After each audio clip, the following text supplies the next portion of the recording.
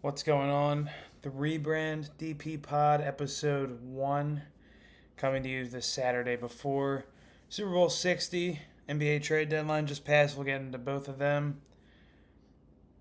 And it's going to be fun. It's not the game most fans thought we were going to get. Seahawks Patriots, obviously. Second year quarterback Drake May, Sam Darnold with his fifth team finally getting to the big game. It's cool to see, don't get me wrong. But it feels different without having the Mahomes or the Eagles or the Bills around, even though they haven't got the championship, or even Tom Brady. Let's be real. So it's a different era. Obviously we've seen this Super Bowl before. It was 2017 or 16, something like that. Like 10, almost 10 years ago. So it'll be fun to see. But let's first get off into NBA before we do a little Super Bowl. I'll do more. I think I'll do a shorter video tomorrow in the morning pregame. But yeah, let's get into the NBA. Now, before we get into certain players being traded and not being traded, I have to mention the Giannis, Kalshi, LeBron, DraftKings, KD, FanDuel stuff. I hate to be that guy because I know it's the popular thing online to do right now, but it's kind of gross. I don't like it. It's not good for sports. It's not good for basketball, NFL, MLB. It's not good for any of them. I'm in favor of sports gambling. I'm not the biggest sports gambler. I do sports gamble. Haven't done it in a while. I probably will tomorrow. But regardless, it's kind of gross when current players and coaching staff, banned from betting on their sport with, at all. Can't even touch it. Don't even download the app.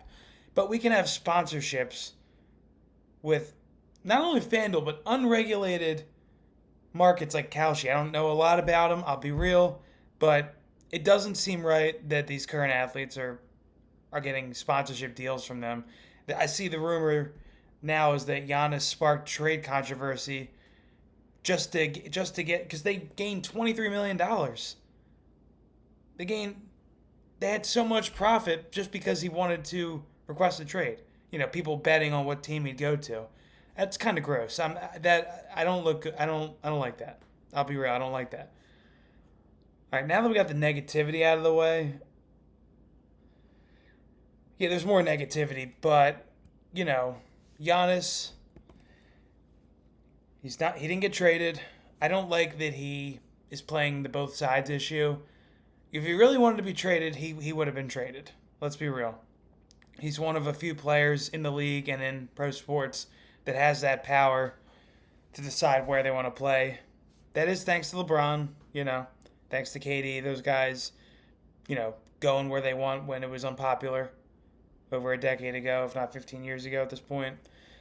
And I'm okay with Giannis going to the Knicks or the Warriors or, I don't like him on the Heat that much, but yeah, it's just I don't like them playing both sides. I don't. I think that's kind of gross. I think gross is an overstatement. I think that Giannis needs to make up his mind if he wants to be a one-team guy his whole life, or if he wants a chance to win more championships. We haven't seen him in meaningful playoff games in like almost a half decade. He's going through the KD stuff when KD left Golden State with the Nets and the Suns, just couldn't play in meaningful games. The Suns made the playoffs, but I think they played the Clippers that one year, and it just wasn't very competitive. We want to see our star athletes playing in the biggest of games. That's why we watch the sport. We don't watch it for the little guy. Yeah, maybe a story once in a while, March Madness. Obviously the Seahawks are kind of an underground story with Sam Darnold and some of the guys they have on their team. But overall, we want to see the best athletes compete at the biggest times of the year. And not seeing Giannis for a half decade in big games, and not seeing KD in a half decade with big games, it sucks to see as a passionate sports fan. It does. Yeah, I have my interests and my rooting interest for Philly sports and the Yankees, obviously, but I still want to see good sports. I still want to see the best players playing at the end of the year. And I'm not the biggest LeBron fan, but I understand how good he is. It was cool to watch him back in from honestly, I didn't like him with the Heat that much, but when he came back to Cleveland and obviously won that championship 2016 and honestly 2018 LeBron, side note, the best LeBron I've ever seen. that was cool to watch. I like watching the great players perform in the best opportunities, and we're not seeing that with Giannis. Now, do I think he's going to get traded in the offseason? I think it's a little. I was going to say he's getting traded like 80%. Now it feels like 60-40 he gets traded. I just think he may be the guy that stays with the team his whole career. I think the Bucks are going to try their best to improve the team in the offseason. I don't really know how they can at this point. They tried with Dame. They won a championship with Middleton and Holiday, and that was cool. But I think for the Bucks and Giannis, both of their futures, I think they need to be separated. If I'm being real, I think that Giannis needs to go to a new team. All right, let's move on from Giannis. I really like to see him in Golden State, though. I'll be honest, that would be cool to see him and Steph play together. But let's go to the Sixers and what they didn't do. And then after that, we'll get into a couple of the big trades, and then we'll talk a little Super Bowl. But here's Daryl Morey after trading Jared McCain. I'm not even going to read the caption. Let's just watch the 50-second clip. Traded him to the Thunder for some picks. Traded Eric Gordon. Really improved their team. Let's take a look. To do the Barlow move to get him on a good long-term deal because of the first apron. We had to do moves to create that opportunity.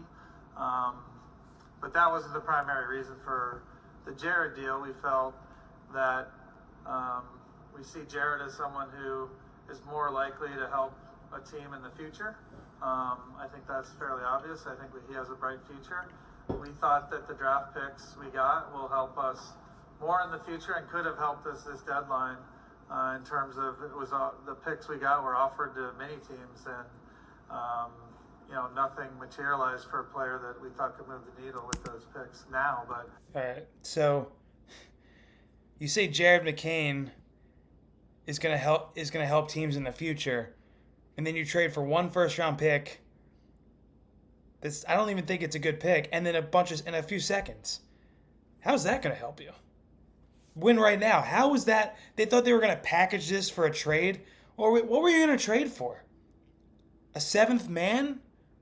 I don't understand what... I don't blame Daryl Morey as much as I blame the owner, Josh Harris, co-owner, whatever he is. He cares about his Washington football team, the Commanders, more than he does his hockey team that I know less of, the Devils, and the Sixers for sure.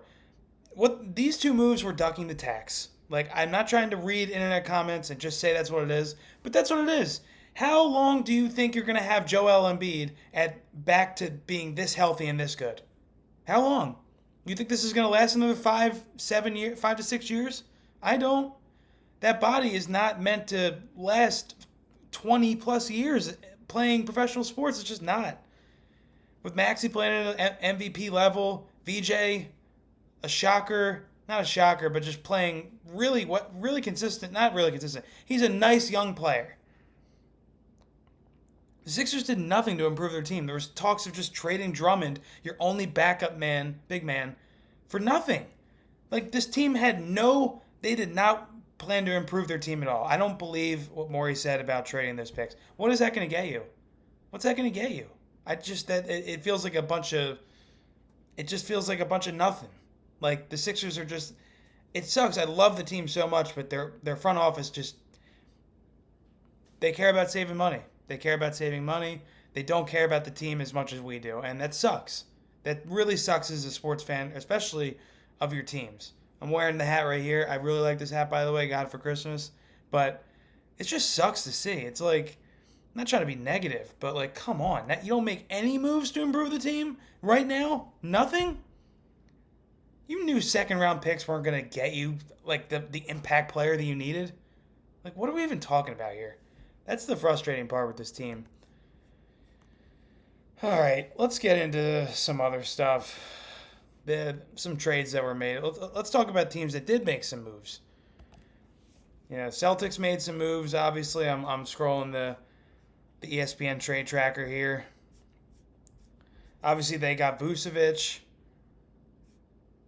That's a decent move. I don't know if Tatum thinks he's going to be back by the end of the year.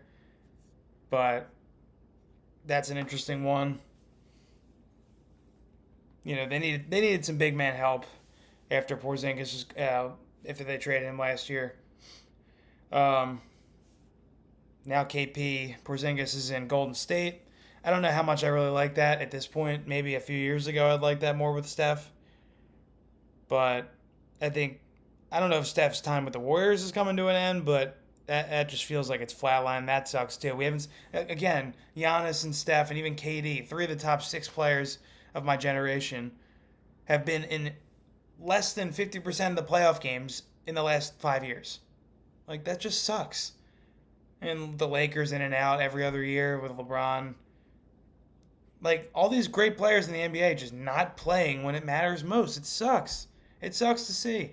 Speaking of Anthony Davis, I mean the Mavs completely botched that, didn't they? Like Chris Middleton, Bagley. Oh, cool, a couple picks. Whoop de doo. I mean, they essentially traded Luca for a bunch of nothing. No offense to these guys, but they're lucky they have Cooper Flag. I mean that sentiment's been talked about too much at this point, but Kyrie's just sitting there doing nothing. Clay's like the Will Smith meme, like where did everyone go? It sucks. 'Cause I liked watching the Mavs. I mean, when they were in the finals a couple years ago, Luka was carrying that team. Like yeah, Kyrie was nice and all too, but like it just sucks to see some of these teams just giving up so easily. As for Washington, it's interesting in the East. If Trae Young, who got traded there last month, if he's healthy, if AD's healthy next year, I think AD's probably going to be done for the year. So this is a 2026, 2027 thing. But, the Celtics coming back, we'll see if they're what they were last year, the last couple years. The East is just all over the place. It's like Pistons are number one, Knicks are good. The Cavs, do we know about them with Harden? Now they trade for James Harden. Don't understand that. I get maybe moving on from Garland at this point, but I think they should have.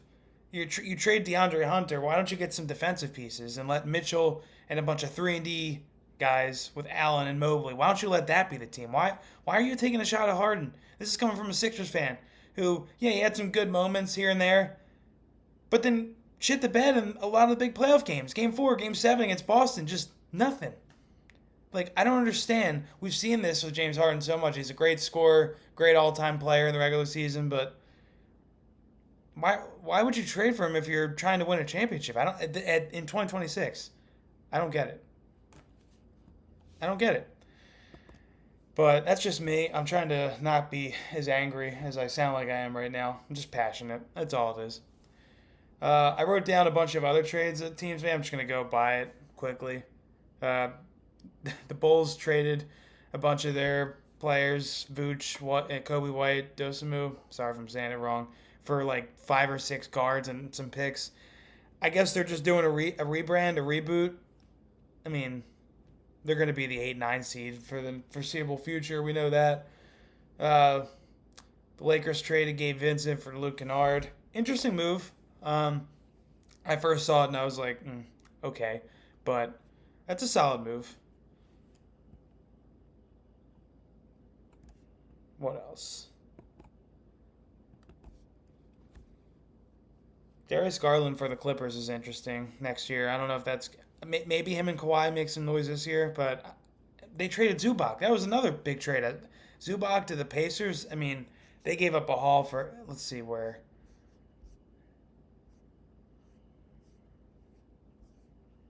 Sorry, I'm taking so long.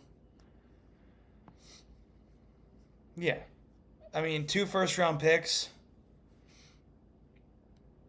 for Zubac. I mean, they're not. This is a next year move. Like they are banking on trying to get back to the finals next year with a healthy Halliburton.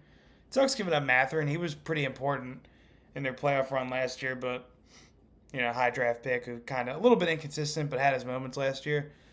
I'd like to see what the Pacers look like next year with Zubac. That's interesting. Instead of Miles Turner not being able to stretch the floor as much, meaning Zubac, but that's an interesting move. What else? I mean, Jaren Jackson Jr. traded for like 3 first-round picks. I mean, that era's over in Memphis, right? They tried to dangle Ja out there, Ja Morant. Nobody wants him. Nobody wants him. It's not surprising after, all the off the field stuff, on the court antics. I mean, I was hearing Kendrick Perkins, not that he's the best source ever, but he's right by saying that he may be out of the league within a year or two after his contract. He may be done. I don't know a team that's going to want to take on that headache. He's a very talented, very athletic player, but it's been rough the last few years. It has been. So that era is over. Jaren Jackson to Utah, but NBA trade deadline pretty interesting. I think the Sixers missed out. I think a lot of the big contenders kind of missed out, in my opinion. But I would have liked to seen the Pistons make a move. Well, I guess they did. That's my bad. They whoa. I forget what the Pistons did exactly. I mean, Jose Alvarado with the Knicks is an interesting move. That's not a bad move for them.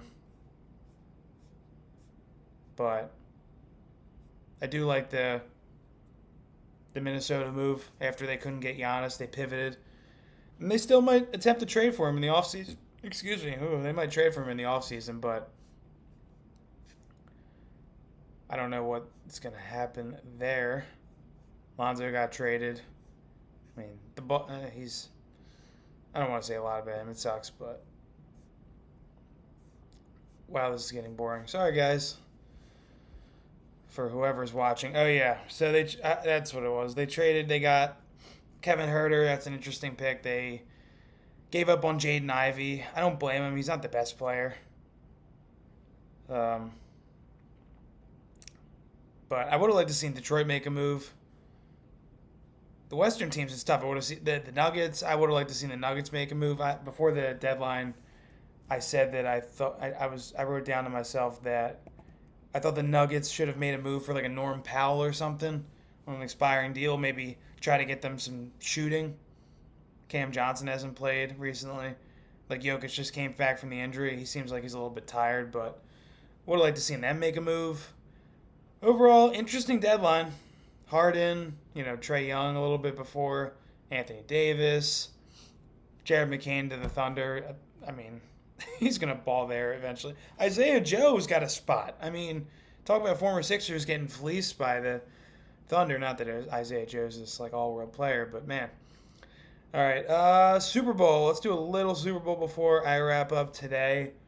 I will give my official prediction tomorrow, but Seahawks favored by 4.5. Honestly, I have been wrestling with who I wanted to pick all week, all 2 weeks. It's tough. This is not teams that really anybody expected to be in the Super Bowl. I think I saw that this is like one of the highest odds ever, maybe like the top 3 odds of these two teams making the Super Bowl. Everyone bet Chiefs, Eagles, Bills, Ravens, all those teams.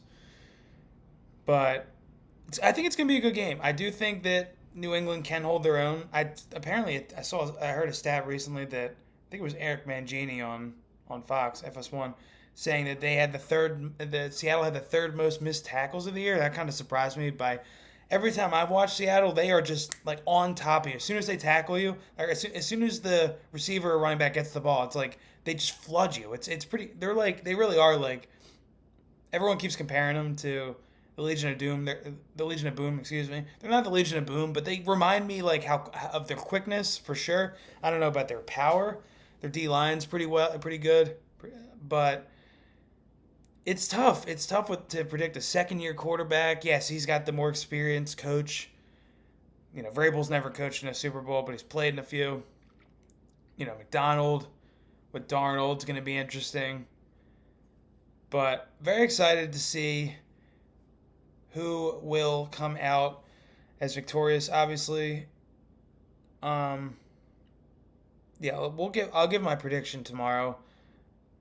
I think it's going to be a close game. I do think it's going to be under 4.5. If I had to make a bet right now, which I probably will make some bets after I film this, if not tomorrow, I think one of the bets I will take is plus 4.5 New England. I don't think it's going to be a blowout. It definitely could be.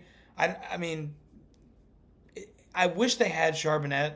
I wish they had Zach Charbonnet still. Then I would probably lean much more toward the Seattle points, just because they could run the ball a little more effectively. Not that Kenny Walker's, he had a great game against the Rams. He's a really good player, but it's gonna be a lot on him and a rookie running back, Halani, I think his name is. But New England's defense is really good. They got dudes everywhere. Christian Gonzalez, Milton Williams playing in back-to-back Super Bowls, pretty cool to see.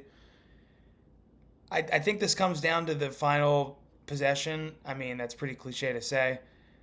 Rookie kicker versus a veteran kicker. That's going to be interesting. Rashid Shaheed on special teams. I don't think this game is going to be won. I don't think this game is going to be won on offense defense. I think there's going to be a missed kick, a long field goal, a long punt return, like something, long kick return, something's going to happen, a fumble. I think that's where the game's going to be decided. I think these teams are very close. Obviously, most people have talked about Seattle as being the heavy favorite. I think they're the heaviest favorite in the Super Bowl since the Rams-Bengals won like 6 years ago. But I'm excited to see this game. To wrap this video up, I will talk about Super Bowl parties. I'm not saying it's a Super Bowl party I'm going to, but I am gonna hang out with my girlfriend and some of her friends. So that'll be cool. I have different opinions on, Super Bowl watch parties and stuff, or just watching football with other people in general. It is cool to watch football with people that care about the game, and I'm not taking shots at my girlfriend and her friends in any way, shape, or form. But if it was an Eagles Super Bowl, honestly, like last year, I would rather just watch it by myself. I would, just because I get locked into the games. Like I feel like I don't know if anyone's as locked in as I am sometimes. Not to say I'm the smartest person watching football. I'm not. I'm not the X and O's guy. I just have opinions. That's all. But it'll be cool to go over and just talk with some friends. Shoot the shit. I'm gonna bring a square game, the Super Bowl square game over. Bring some liquor, not liquor, but it'll be fun. But I do feel both ways. I do like to watch the game with some people who obviously like to watch the game themselves, and others. But do I prefer Super Bowl parties? Not necessarily. I don't have hate or non-hate either way, but it'll be fun. It should be a good game. And yeah, so this was episode 1, the rebrand of DPpod. Check me out anywhere: TikTok, Twitter, Instagram, my website. Post this on YouTube. I'll try to post this everywhere. Yeah, and we'll see you. Hopefully tomorrow I can get one out. I'm definitely going to, so I can give you my predictions. But yeah, thanks guys for watching, and yeah, that was episode 1 of DP Pod.